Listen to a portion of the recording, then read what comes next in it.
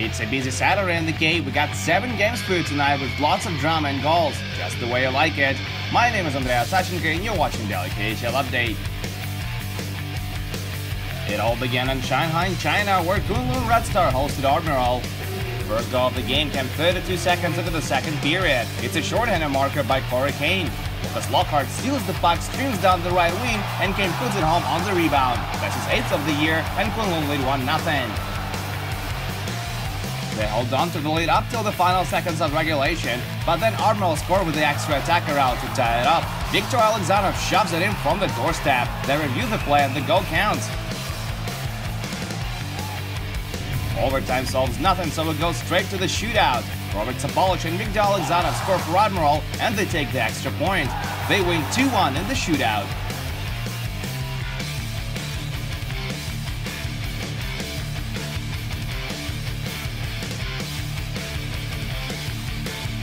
Head over to Podolsk, Moscow region now, where Vityaz play host to Dynamo Moscow.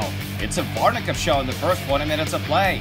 Mikhail Varnikov puts Dynamo in the lead 8 minutes in of Sakari Salminen's assist. 43 seconds into the next period, Varnikov scores his 2nd of the game. Salminen draws another assist on the play. And midway through the period, Varnikov completes his natural hat-trick as it buries the rebound. Dustin Boyd with the initial shot. Vityaz get a goal back early in the 3rd period. Alexei Makeyev steals the puck behind the net and feeds Alexander Nikolov for his 5th of the season. Late in regulation, they pull their net nighter for the extra attacker, but that leads to an empty netter by Vladimir Brooklyn, who makes it 4-1. And as if to make a statement, Ilya Nikulin converts on a power play with just 27 seconds left to play in the game to give us our final. Dynamo Moscow win 5-1 on the road.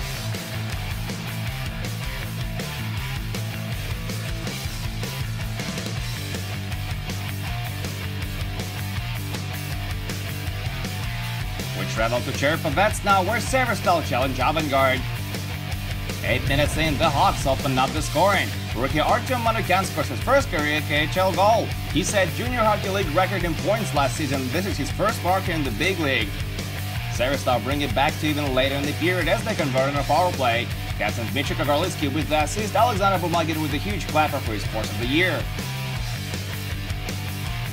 Avangard retake the lead midway through the 2nd period. Patrick Okrikov to Ansel Galimov to Dmitry Kugrushev, and Kugrushev finds the back of the net. Avangard lead 2-1 now. With just a few seconds remaining to play in the period, Avangard improved the lead to 2 goals as they score on the power play. Andrew Patterson nets his 7th. And that's all they're gonna need tonight. Avangard beat Severstal for the 5th consecutive time at this rink. 3-1 is your final.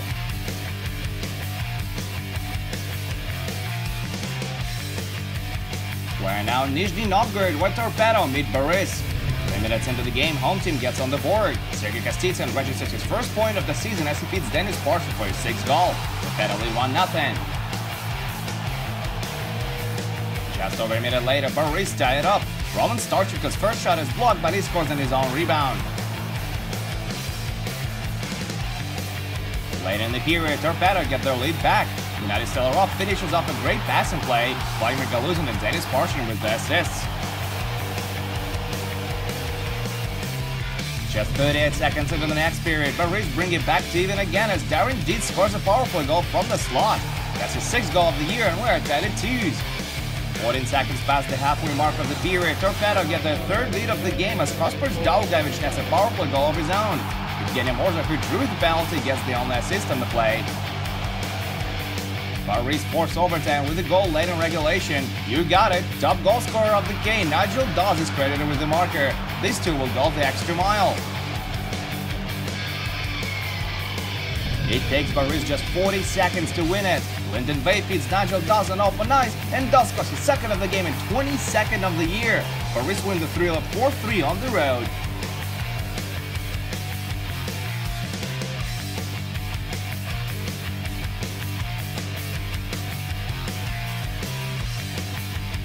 We go to St. Petersburg now for our top game of the day. SKA hosts Jokerit, who are riding a 15-game winning streak.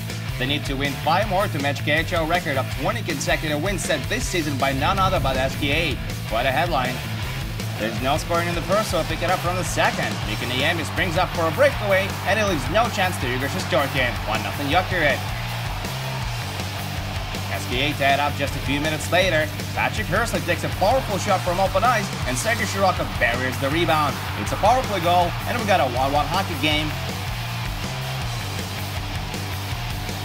2 minutes later, Jokerit retakes the lead. Niklas Jensen gets the puck from John Norman, skates to the hash marks and scores his 8th of the year. 2-1 Jokerit now. Home team brings it back to even again before the intermission. Slava Voinov gets the puck in the high slot and he wires it home for his 3rd of the year. It's a 2-2 tie after 40 minutes of play. 7 minutes into the 3rd period, the Joker steals the puck on the forecheck until Pilston takes a long shot through a maze of players in front and he finds the back of the net with it. Jokerit up back in the lead, it's 3-2 now. But late in regulation, SKA get a man advantage and they make it count. Ilya Kovalchuk makes a rink-wide pass to Sergei Kalinin, and Kalinin one-times it home on a wide-open net. 3-3, we're going to overtime. And minute into the extra frame, Nikita Gusev keeps possession of the puck, drops it for Pavel Datsyuk, and the Magic Man scores his 6th of the year. Jokerit's impressive winning streak is over. SKA win again. They take it 4-3 in overtime.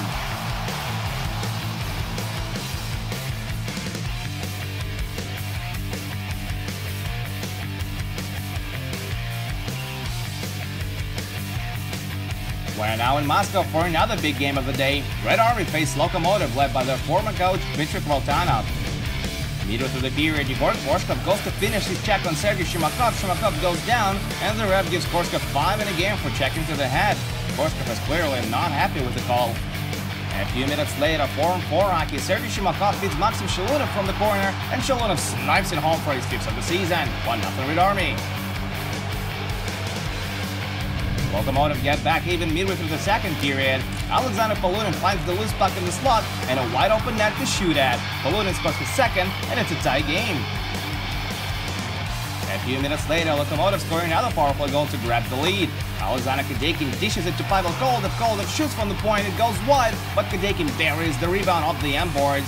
Loko lead 2-1 now. But Red Army tied up before the intermission. Sergei Shimakov picks up another assist as Kirill Kaprizov scores his 12th of the year on a power play with a tip-in. It's a 2-2 tie.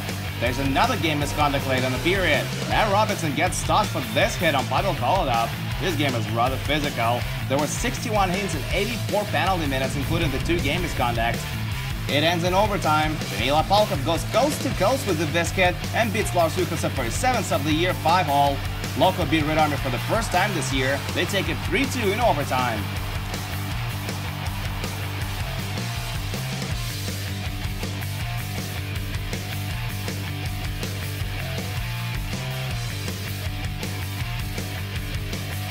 And there's just one more score to tell you about. Spartak won their 2nd consecutive game as they took down Yugra 4-3. Dan Maxwell scored 2 goals and Ryan Storer registered 3 points in this one.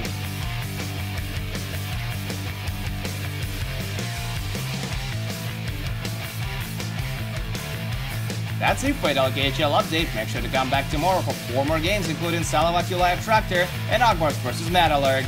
My name is Andreas Sachenko. Thank you guys so much for watching, and I'll see you again soon.